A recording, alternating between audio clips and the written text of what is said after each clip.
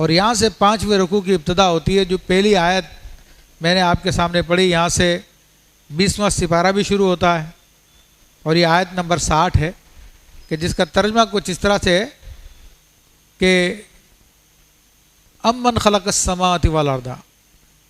اب یہ ایک سوال کا انداز ہے, ذرا بتاؤ تو صحیح کہ کس نے آسمانوں کو زمینوں کو پیدا کیا ہے. وہی کفار جو منکر تھے اللہ تعالیٰ کی توحید کے اور اللہ کے ساتھ انہوں نے بہت سارے شریک بنا لیے تھے, یا وہ جو بتوں کی پوجا کرتے ہیں, یا وہ جنہوں نے انبیاء کرام علیہ السلام کی پوجا کی, جیسے یہود نے حضرت عزیر علیہ السلام کی اور حضرت عیسیٰ علیہ السلام کی عیسائیوں نے کی. ان سب سے سوال ہے یہ, جتنے بھی مشرکین ہیں ان سب سے سوال ہے کہ بتاؤ تو صحیح کس نے آسمانوں کو اور زمینوں کو پیدا کیا ہے. کیونکہ آسمان اور زمین تو تمہارے بتوں سے پہلے تھے, بتوں کو تم نے اپنے ہاتھ سے بنایا, تمہیں پتا اس کی تاریخ پیدائش کیا ہے, تم جانتے ہو سب کے سب. سیدنا عیسیٰ علیہ السلام, سیدنا عزیر علیہ السلام, یہ دونوں کے دونوں بزرگ ہستیاں بھی بعد میں دنیا میں تشریف لائیں, حالانکہ زمین و آسمان تو ان سے پہلے کے تھے. تو اب ایسا سوال ہے کہ جس کا دعویٰ آج تک کسی نے نہیں کیا. یعنی لوگ بتوں کی پوجا تو کرتے ہیں لیکن آج تک کسی نے یہ نہیں کہا کہ یہ زمین و آسمان ہمارے بت نے بنایا ہے, کیونکہ وہ دعویٰ کر ہی نہیں سکتے. تو اللہ تعالیٰ وہی سوال کر رہا ہے جس کا جواب بالکل سب کو معلوم ہے. ذرا بتاؤ تو صحیح کس نے آسمانوں کو اور زمینوں کو پیدا کیا ہے. وَأَنزَلَ لَكُم مِّنَ السَّمَاءِ مَاءً, اور نازل کیا اس نے تمہارے لیے آسمان سے پانی. تو عزیزانہ محترم, زمین و آسمان کو پیدا کر کے صرف چھوڑ نہیں دیا اللہ تبارک و تعالیٰ نے, بلکہ پورے اس کے نظام کو بنایا. تو جب کہا جاتا ہے کہ اس نے زمین و آسمان پیدا کیا ہے تو پھر اس کے زمین و آسمان کو چلانے کے لیے, اس کے کام کو باقی رکھنے کے لیے, پھر زمین و آسمان کے بیچ میں جو اللہ نے مخلوق پیدا کی ان سب کے لیے اس سب کا انتظام اللہ تبارک و تعالیٰ نے کیا ہے. تو یہاں پر اپنی ایک بڑی عظیم نعمت جس کو ہم پانی کہتے ہیں, تو جہاں پر یہ پانی بہت زیادہ آتا ہو تو لوگ اس کی قدر نہیں کرتے, اور جہاں پہ پانی نہیں ہوتا لوگ اس کے لیے ترستے ہیں. اس نعمت کا ذکر کیا اور فرمایا کہ آسمان سے تم پر پانی نازل کیا. ویسے عام طور پہ سیدھی سی بات تو یہی ہے کہ بادلوں میں پانی آتا ہے اور بادل پھر آسمان سے برسا دیتے ہیں, اور ہمارے سائنٹیفک طریقے کے مطابق تو یہ ہے کہ زمین پہ جو پانی موجود ہوتا ہے سمندروں میں, دریاؤں میں اور دیگر جگہوں پہ, وہ بخارات کی صورت میں اوپر اڑتا ہے, اسی سے بادل بنتے ہیں اور وہی بادل پھر اللہ کے حکم سے برس جاتے ہیں. تو ایک تو یہ بات ہے اس سے مراد کہ آسمان سے پانی نازل کیا. مگر کل یا پرسوں ایک ویڈیو میں فیس بک پہ دیکھ رہا تھا تو اس میں انہوں نے کچھ سائنٹیفک حقائق کو بیان کیا.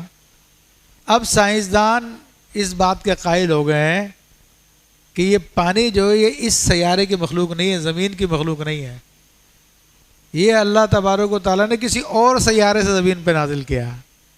تو اب یہ بات جو ہم نے آسمان سے تم پہ نازل کیا, پانی نازل کیا, تو یہ بات بالکل واضح ہو گئی ہے کہ یہاں پہ آسمان سے نازل ہونے سے مراد یہ وہ جو نائٹروجنک سائیکل ہے یا جو ہمارے یہاں پر پانی سمندروں کے اوپر جاتا ہے, اٹھ کے جاتا ہے, تو اس کے ساتھ ساتھ اس میں اس کی حقیقت کی طرف بھی اشارہ پایا جا رہا ہے کہ پانی جو ہے اس سیارے سے نہیں آتا, یہ تو کسی اور سیارے سے لایا گیا ہے. ہاں ایک مرتبہ جب آ گیا تو اب اس کا پھر پروسیس, وہ جو عام پروسیس ہے سائنس کا کہ بخارات اڑتے ہیں اور پھر بادل بنتے ہیں اور پھر زمین پہ آ جاتا ہے, پھر وہی بخارات بنتے ہیں, وہ سلسلہ شروع ہو گیا. لیکن اصلاً یہ آسمان سے نازل کیا گیا, کسی اور سیارے سے لایا گیا. اسی طرح اس ویڈیو میں لوہے کے بارے میں بتایا گیا کہ لوہے کے بارے میں فرمایا کہ ہم نے آسمان سے اس کو نازل کیا, تو بتایا کہ لوہا بھی یہ اس زمین کی نہیں ہے بلکہ یہ کسی اور سیارے کی تھا جس سے میٹرائٹ کی صورت میں یہ یعنی جو ستارے ٹوٹتے ہیں ان کے پتھر آگے زمین پہ گرتے ہیں تو وہاں سے یہ زمین پہ پہنچا. تو اب سائنس اس حقیقتوں کو مانتی جا رہی ہے. تو اللہ تعالیٰ فرماتا کہ ہم نے, اچھا پھر ویسے اگر احادیث میں نظر ڈالیں تو احادیث کریمہ میں بھی جب ایک روایت میں نے پڑھی کہ جب سرکار دو عالم صلی اللہ تعالیٰ علیہ وسلم معراج کی رات تشریف لے گئے تو آپ نے ایک شخص کو دیکھا کہ جس کے سامنے حوض ہے اور اس حوض سے مشکیزیں بھر رہا ہے اور بھر رہا اور ناپ رہا، اور ناپنے کے بعد کبھی ادھر پھینکتا ہے تو کبھی اس طرف پھینکتا ہے، پھر بھرتا ہے، پھر دائیں کبھی بائیں کبھی ادھر کبھی ادھر، اور ناپ ناپ کے جو ہے وہ پھینک رہا ہے۔ تو نبی کریم صلی اللہ علیہ وسلم کی خدمت میں جبریل امین نے عرض کی کہ یا رسول اللہ صلی اللہ علیہ وسلم، یہ میکائیل علیہ السلام ہے اور ان کی ذمہ داری پانی تقسیم کرنا ہے، تو زمین کی جس حصے میں جتنی پانی کی ضرورت ہے جن کو دینا ہے اللہ کے حکم سے اتنا ہی پانی ان لوگوں کو دیتے ہیں۔ تو یہ بھی ایک حقیقت ہے جو احادیث کریمہ میں بیان کی گئی کہ پانی کہاں سے آ رہا ہے۔ فرمایا کہ اب اس پانی کے کرشمے بیان کیے جا رہے ہیں۔ فَأَنبَتْنَا بِهِ حَدَائِقَ ذَاتَ بَهْجَةٍ، اور ہم نے اس پانی سے باغات اگائے، رونق والے خوبصورت باغات۔ تو واقعی یہ جب بارش کا پانی آتا ہے تو مردہ زمین ہوتی ہے اور ہر طرف دھول اڑ رہی ہوتی ہے۔ تھرپارکر میں ہمیں اس کا بڑا تجربہ ہوتا ہے، ہم جاتے ہیں تو بعض وہ موسم جہاں پہ جب بارشیں نہیں ہوتی ہیں تو ہر طرف ریت ہی ریت نظر آ رہی ہوتی ہے، لیکن کچھ دن بارش ہو جائے وہاں پر، اس کے بعد جب جاتے ہیں تو زمین سبزے سے ڈھکی ہوتی ہے اور ایسا محسوس ہوتا ہے کہ ہم کشمیر کے کسی علاقے میں آ گئے، ہر طرف ہریالی ہریالی نظر آ رہی ہوتی ہے۔ تو یہ اللہ کی عجیب قدرتیں ہیں، ایسے ایسے خوبصورت پھول کھلے ہوئے ہوتے ہیں، ایسے ایسی مخلوقات اللہ تبارک و تعالیٰ کی ہوتی ہے۔ اللہ اکبر۔ تو اللہ فرماتا ہے کہ اس پانی کے ذریعے ہم نے بڑے رونق والے اور خوبصورت باغات تمہارے لیے بنا دیے ہیں۔ تو اب یہ سوال چل رہا ہے، آپ بتاؤ تو صحیح، کس نے یہ سارے کام کیے ہیں؟ آسمان کو بھی بنا دیا، زمین کو بھی بنا دیا، پھر آسمان سے پانی بھی نازل فرما دیا، اور نہ صرف پانی نازل کیا بلکہ اس پانی کے فوائد بہت سارے، ان میں سے ایک فائدہ یہ کہ تمہارے لیے خوبصورت قسم کے باغات اس نے بنا دیے۔ ما کان لکم ان تنبتوا شجرہا، تمہاری طاقت نہ تھی کہ تم ان کے پیڑ اگاتے، کیونکہ بندہ کیا کرتا ہے؟ کہتے ہیں جنہوں اس نے کھیتی باڑی کی، اس نے کھیتی اگا لی، اس نے باغبانی کی، اس نے درخت لگا لی، یہ کر لیا وہ کر لیا، وہ میرے بھائی اس کے ہاتھ میں تو صرف اتنا ہے کہ وہ بیجوں کو پھینک دے یا زیادہ ہل چلا دے۔ ہل چلانے کے بعد بیج مٹی کے اندر چلا جاتا ہے، اس کے اوپر پانی پڑتا ہے، تو اب وہ بیج کو کون سمجھ عطا فرماتا ہے کہ بیج پانی کو جذب کر کے پھول جائے، پھر ایک خاص مقام سے وہ پھٹ جائے۔ ٹھیک ہے، بیج الٹا ہو سیدھا ہو، الٹا بھی ہوگا تب بھی اسی جگہ سے پھٹے گا جہاں سے اس کے پھٹنے کی جگہ ہے، اور پھر وہ نازک سی کومپل جس کے اوپر آپ ہلکی سی انگلی مار دیں تو وہ ٹوٹ جاتی ہے، ختم ہو جاتی ہے، وہ زمین کا سینہ چاک کر کر کے باہر نکلتی ہے۔ وہ کون ہے یہ سارے کے سارے کام کر رہا ہے؟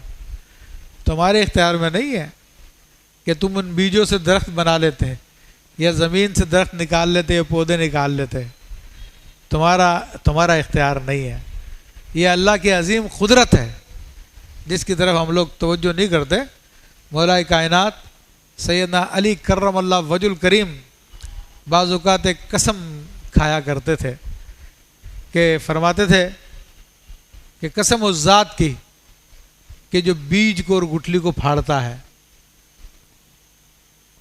اب گٹھلی کتنی سخت ہوتی ہے، دانتوں سے توڑنا چاہو تو ٹوٹتی نہیں ہے وہ، لیکن وہی گٹھلی پانی میں ہوتی ہے اور زمین میں جاتی ہے اور وہ پھٹ بھی جاتی ہے اور اسے پودا بھی نکل آتا۔ تو یہ سب اللہ کی عظیم قدرتیں ہیں جن کی طرف ہم توجہ نہیں کرتے۔ تو یہاں پر اللہ تبارک و تعالیٰ اپنی توحید کے دلائل بتا رہا ہے کہ آج تک کسی نے دعویٰ نہیں کیا ہمارے فلانے مت نے یہ پودے اگائے ہیں یا یہ درخت اگائے ہیں، کوئی دعویٰ نہیں کر سکتا۔ یہ صرف رب کا دعویٰ، اور وہی اس کا حقدار ہے اور وہی سچا اور وہی سارے کام کر رہا ہے۔ تو فرما رہا ہے کہ تمہاری طاقت نہ تھی کہ تم اس سے درخت اگا دیتے۔ الہ مع اللہ، کیا اللہ کے ساتھ کوئی اور بھی خدا ہے؟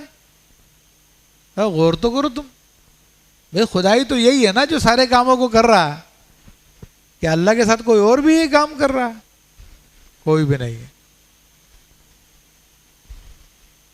یہ سارے کے سارا نظام ایک ہی انداز میں چل رہا ہے، اور یہ بھی اس بات کی دلیل ہے کہ اس کا کرنے والا ایک ہی ہے۔ ورنہ اگر دو الگ سوچ کے آدمی کوئی کام کر رہے ہوتے ہیں تو کوئی اپنی سوچ سے کچھ کرتا، کسی انداز میں کرتا، کوئی اپنی سوچ سے کسی انداز میں کرتا ہے، تو وہ بھی اس بات کی دلیل ہے کہ یہ دو بندوں کا کام ہے۔ مگر یہاں پر پوری کائنات کا نظام سارا کا سارا ایک ہی انداز میں چل رہا ہے۔ تو اللہ تعالیٰ نے سوال فرمایا کہ کیا اللہ کے سوا کوئی اور بھی خدا ہے؟ یعنی اتنی سچی بات، اتنی کھلی بات ہے، جس کو تم دیکھ بھی رہے ہو، جس کو تم سمجھ بھی رہے ہو، تم لوگوں کی زبان سے سن بھی رہے ہو، دل میں مان بھی رہے ہو، لیکن زبان سے اقرار نہیں کر رہے ہو۔ تو فرمایا کہ بل ہم قوم یعدلون، بلکہ یہ وہ لوگ ہیں جو راہ کتراتے ہیں، یعنی جانتے بوجھتے ٹیڑے ہو جاتے ہیں۔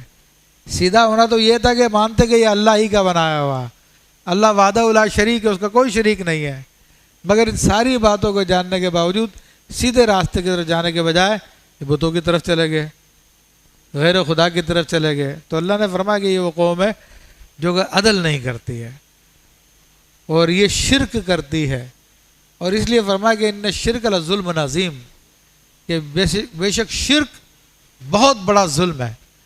تو اب عدل کے مقابلے میں ظلم ہی آ رہا ہے۔ تو عدل، سب سے بڑا عدل کیا ہے؟ اللہ تعالیٰ کو واحد مان لینا، اور سب سے بڑا ظلم کیا ہے؟ وہ شرک کرنا اللہ تعالیٰ کے ساتھ۔